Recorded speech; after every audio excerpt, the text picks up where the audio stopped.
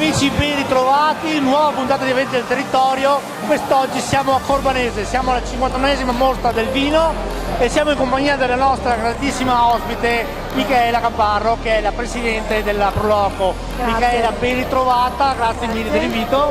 Ci mancherebbe. Che dire, si riparte perché dopo 2 anni c'è la voglia veramente di spaccare il mondo.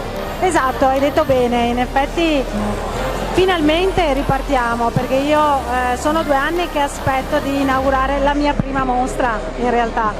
Essendo stata eletta nel 2020, poi come sappiamo è andata come è andata e abbiamo fatto questi 2 anni di attesa. Oggi finalmente abbiamo potuto accogliere di nuovo la gente sotto il capannone della Proloco con questa bellissima festa e anche ci sono tante novità.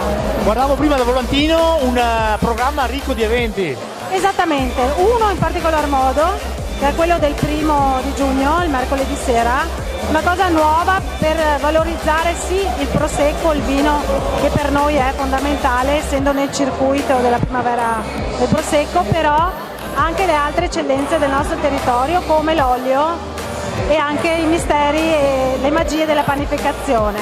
Quindi il nostro evento il 1° di giugno è proprio il pane sposa l'olio e ci teniamo molto a spiegare questo, a far conoscere alla gente questo bellissimo abbinamento che magari qualcuno pensa sia troppo scontato e che invece non è.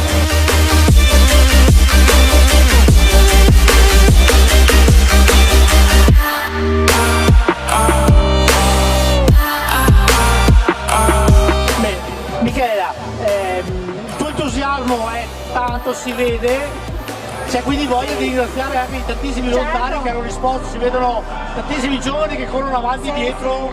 Io ho una squadra meravigliosa, a partire dalla Regia Guardia, come si suol dire, ai giovani. Pensavamo di averli persi, invece per fortuna non è così. È una cosa buona. È una cosa buona. Nonostante il periodo siamo riusciti a recuperare proprio la squadra, anzi ad integrarla, e senza di loro ovviamente la festa non ci potrebbe essere e io li ringrazio dal mio profondo del cuore veramente. Michela, ti ringraziamo anche noi perché è veramente una bellissima festa ed essere invitati è veramente un grande piacere. Grazie a voi. Hai 2 secondi davanti alle telecamere, invita i telespettatori a venirci a trovare qui a Corbanese. Certo, vi aspettiamo allo stand della Proloco, uno stand risistemato, rinnovato e con tante specialità, soprattutto culinarie e anche dei nostri produttori, dei nostri vini, del territorio